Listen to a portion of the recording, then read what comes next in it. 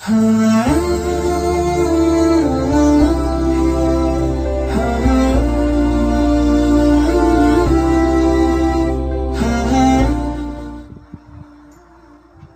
بالله من الشيطان اللعين الرجيم. بسم الله الرحمن الرحيم. الحمد لله رب العالمين والصلاة والسلام على أشرف الأنبياء والمرسلين وعلى آله الطيبين الطاهرين المعصومين. أما بعد فقد قال الله الحكيم في القرآن الكريم. بسم الله الرحمن الرحيم. كل من عليها فان ويبقى وجه ربك ذو الجلال والإكرام. ناظرین کرام، معزز سامعین، جیسا کہ نورانیت اور روحانیت اور حلال غذا کے اثرات کے حوالے سے گفتگو کا سلسلہ تھا، بہرحال اسی منزل کو آگے بڑھاتے ہوئے یہ گزارش کرنا ہے کہ روحانیت ہی وہ طاقت ہے جس کے ذریعے سے انسان آخرت کی منزلوں کو طے کر سکتا ہے۔ اور آج میں نے آپ کے سامنے قرآن مجید کے سورہ رحمان کی آیت پڑھی ہے کہ کل من علیہا فان ویبقی وجہ ربک ذو الجلال والاکرام، کہ کائنات کی ہر چیز کو فنا ہے سوائے اللہ کی ذات کے۔ سوال یہ پیدا ہوتا ہے کہ جتنی بھی چیزیں کائنات میں ہیں سب کو فنا ہے، کسی کو بقا نہیں ہے۔ اور یہ انسان کا جسم، انسان یہ جو جسم رکھتا ہے یہ فانی ہے، ایک نہ ایک دن اس کو فنا ہو جانا ہے۔ تو آپ خود غور کریں کہ جو چیز فنا ہونے والی ہے، آج انسان اس کے اوپر تو محنت کر رہا ہے، لیکن جو روح باقی رہنے والی ہے، ہمیشہ باقی رہنے والی ہے، اس کے اوپر انسان محنت نہیں کرتا۔ لہذا اسی لیے میں نے یہ سلسلہ آپ کے سامنے پیش کیا ہے کہ جو چیز فنا ہونے والی ہے اس کے اوپر زیادہ توجہ نہ دو، بلکہ جو چیز باقی رہنے والی ہے یعنی انسان کی روحانیت، اس کے اوپر انسان توجہ دے۔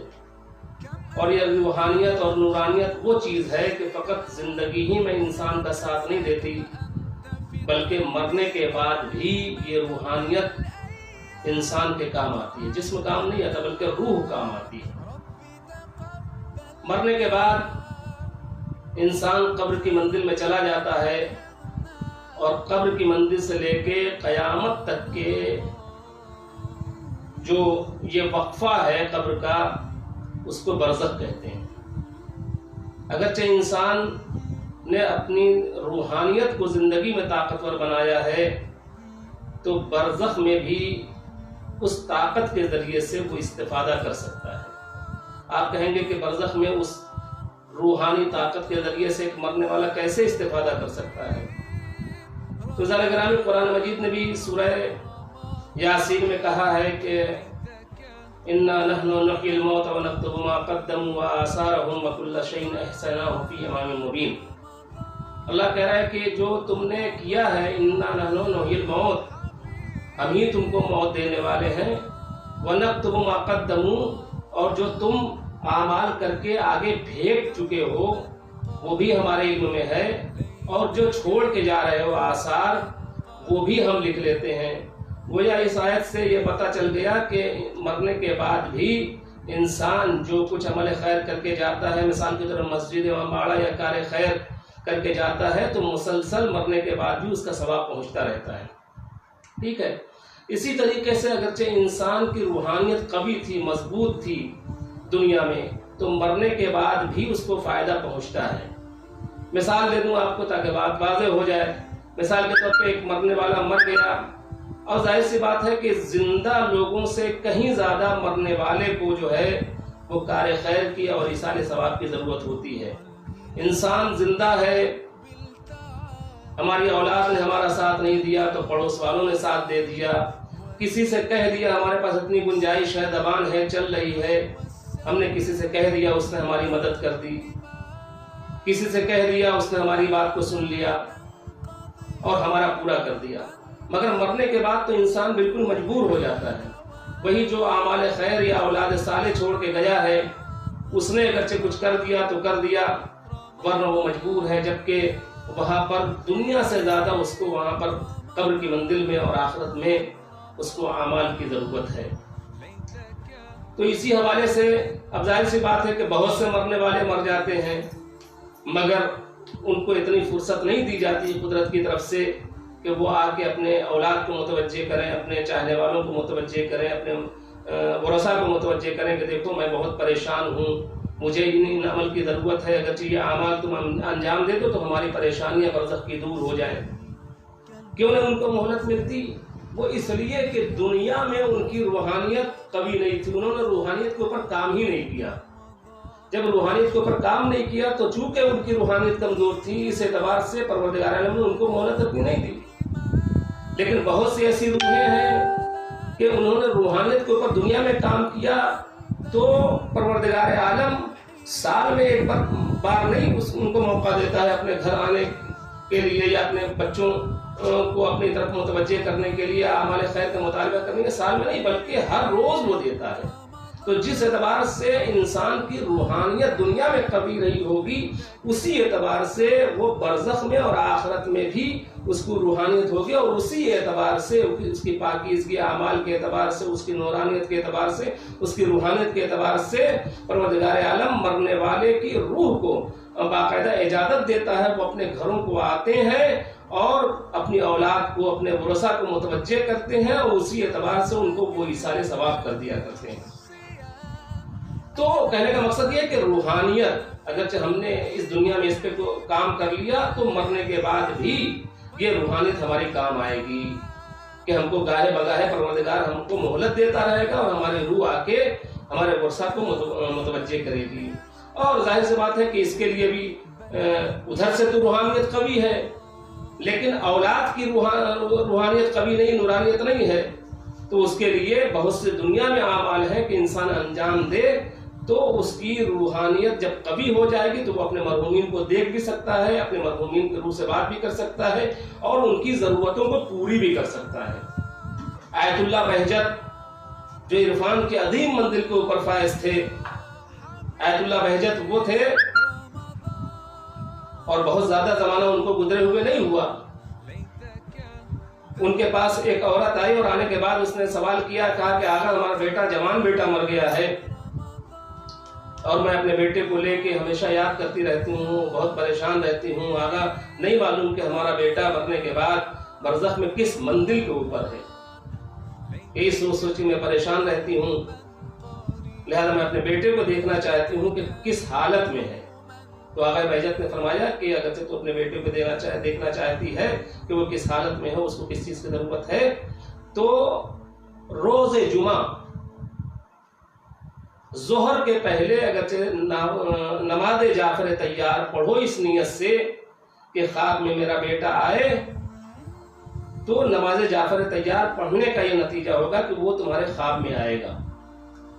نماز جعفر طیار کی بہت عظمت ہے، لیکن یہاں پر فضائل دیگر تو ہی ہیں، لیکن یہاں پر جو سوال کرنے والی نے سوال کیا تھا تو آقا بہجت نے جواب دیا کہ اگرچہ تم یہ چاہتی ہو کہ اپنے بچے کو دیکھو کہ کس حالت میں ہے، تو روز جمعہ قبل الظہر زوال کے وقت، یعنی زوال کے پہلے نماز جعفر طیار پڑھو، تمہاری مراد پوری ہو جائے گی۔ چنانچہ آقا نے کہا، اس نے عمل کیا، جمعہ کا انتظار کرتی رہی، جمعہ کا دن آیا، ظہر کے پہلے اس نے نماز پڑھی اور اس کے بعد جو ہے رات ہوئی تو سوئی ہے، تو بیٹا خواب میں آیا، بیٹے کو خواب میں دیکھا تو بیٹے سے پوچھا کہ بیٹا کیا حال ہے، تو بیٹے نے کہا کہ اماں ہم بہت اچھی طرح سے ہیں اور بہت آرام سے ہیں۔ تو کیا ہے، یہ بیٹے کی بھی نورانیت تھی اور روحانیت تھی جس کی وجہ سے وہ آ گیا، اور ادھر ماں کے اندر روحانیت نہیں بھی تھی تو نماز جعفر طیار پڑھ کے اس نے روحانیت پیدا کی اور اس نے خواب دیکھ لیا نماز پڑھ کے، اور وہ جو بیٹا تھا وہ بھی باکمال بیٹا تھا بکنے والا، روحانیت اس کے اندر تھی، لہذا اللہ نے اس کو بھی اجازت دے دی کہ وہ آیا۔ تو کہا کہ کیسے ہو، کہا کہ ہم بہت اچھی طرح سے ہیں اور بہت آرام سے ہیں۔ پر خواب میں دیکھا، صبح ہوئی، آقا بہجت کے پاس گئی، کہا کہ آقا آپ نے بتایا تھا، میں نے وہ عمل کیا اور مراد پوری ہوئی، بیٹا خواب میں آیا، کیفیت بھی معلوم ہوئی، आराम से है। फिर एक रोज इसने कोशिश किया और इरादा किया कि आज फिर मैं बेटे से मुलाकात करूं। चुनांचे इरादा किया और फिर जुमा के रोज दूसरी मरतबा उसने नमाज पढ़ी इसी नियत से कि बेटे से मुलाकात हो और बेटे को ख्वाब में देखे। रात हुई, पढ़ा नमाज उसने, रात हुई, फिर बेटा ख्वाब में आया और आके कहता है कि अम्मा खैरियत तो है, क्यों मुझे बार बार याद करती हो, क्यों मुझे बार बार बुलाती हो, मैं आराम से हूँ। तो बेटे ने कहा, माँ ने कहा कि बेटा बस दिल ये करता है तुमको देखने का। कहा कि आप बार बार बुलाती हैं, मुझे तकलीफ होती है। कहा क्यों तकलीफ होती है अम्मी, बेटा क्यों तकलीफ होती है? तो कहा कि तकलीफ इसलिए होती है कि हम इमाम हुसैन सल्लल्लाहु की खिदमत में रहते हैं और उनकी खिदमत हम छोड़ के नहीं जाना चाहते और आप बार बार हमको नमाज पढ़ के बुलाती हैं। तो इतना अजीम मर्तबे के ऊपर फायज था बेटा मरने के बाद, क्यों? उसकी रूहानियत बुलंद थी कि अल्लाह ने उसको क्या शरफ दिया? इमाम हुसैन सल्लल्लाहु की खिदमत करने का शरफ दिया। तो क्या चीज ये थी? ये रूहानियत थी। सवाल ये पैदा होता कि इमाम हुसैन सल्लल्लाहु की खिदमत का शरफ कैसे मिला? इतनी रूहानियत उसके कभी थी? तो उसकी वजह यह है कि जहां तक मेरा ख्याल है कि रूहानियत भी हम जितना भी कर लें वो ताकत नहीं पैदा हो सकती, लेकिन अगरचे अपने अमल को ताकतवर बनाना चाहें तो उसकी सूरत भी एक जो हमारी निगाह से रवायत गुजरी है वो ये है कि अइम्मा तारीख़ ने फरमाया कि जितने भी आमाल इंसान अंजाम देता है, चाहे वो वाजिबात हो, सुन्नतें हो, जितने भी आमाल सालिहा को अंजाम देता है, अगरचे वो तमाम आमाल को अंजाम दे के हर अमल को हदिया कर दे अहले बैत अलैहिस्सलाम अइम्मा तारीख़ की खिदमत में, तो रवायतें बताती हैं कि जिसने ये दस्तूर बना लिया, चाहे वो वाजिब नमाजें हो, सुन्नती नमाजें हो, ज़ियारत हो, यानी जो भी नेक आमाल अंजाम दे रहा है, सबको करने के बाद नियत कर ले कि हमने इस सबको, इसके सवाब को हदिया किया किसके? अइम्मा तारीख़ अलैहिस्सलाम की खिदमत में। तो रवायतें बताती हैं कि जो शख्स ऐसा करता है, जब उसके मरने का वक्त करीब आता है तो अइम्मा तारीख़ अलैहिस्सलाम बशारत देते हैं कि तुमने जो हदिया भेजा है उसके सवाब को और अज्र को देखने का वक्त आ गया है। यानी इतना, यानी अगरचे हमने सारे आमाल किए लेकिन इमाम की बारगाह में हदिया कर दिया, तो इमाम फरमाते हैं कि उसका इतना वजन और उसका इतना सवाब बढ़ जाता है कि तुम जिंदगी में उसको शुमार नहीं कर सकते, गिन नहीं सकते। फिर मासूम फरमाते हैं कि जब मरने के करीब पहुंचता है ऐसा शख्स हदिया करने वाला, तो वो मरने के पहले अपने तमाम सवाब को देख लेता है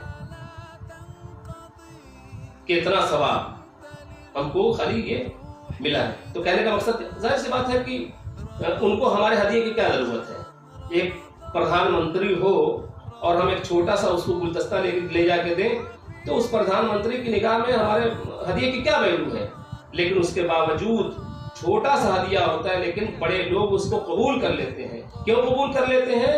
ताकि हमारा दिल रख ले, हमारा दिल रख ले, इसलिए वो, ताकि वो हमारा दिल रख ले कि चलो जो कुछ भी है इसके पास इसने दिया तो, और इसके जरिए से सामने वाला पता लगा लेता है कि कितना इसके अमल में खुलूस है कि देखो जो कुछ भी है इसने फौरन हमको दे दिया।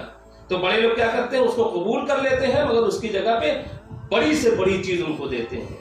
तो जब दुनिया के आम इंसानों का यह हाल है तो जो अहले बैत जिनके कब्जे में जन्नत है, कौसर है, सलसबील है, वो क्या अजर देंगे अगरचे कोई अमल का सवाब उनकी खिदमत में हदिया किया जाए? सोचा नहीं जा सकता।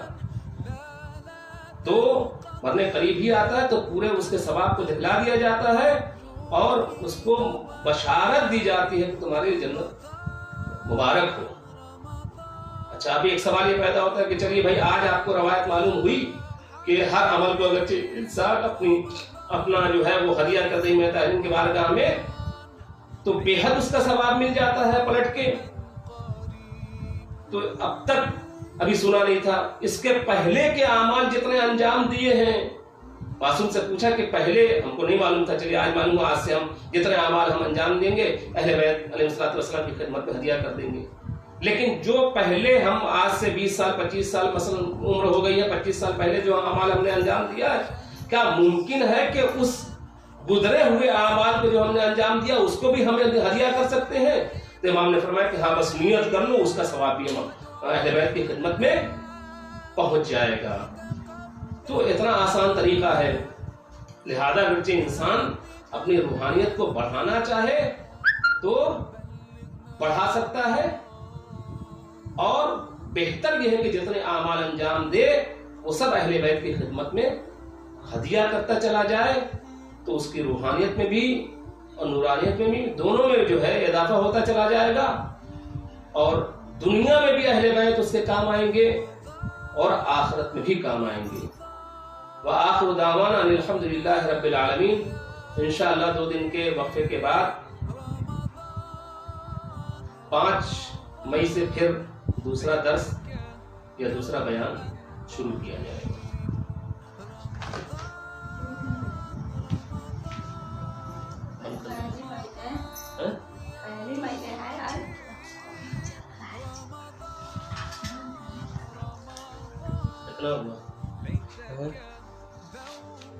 قریب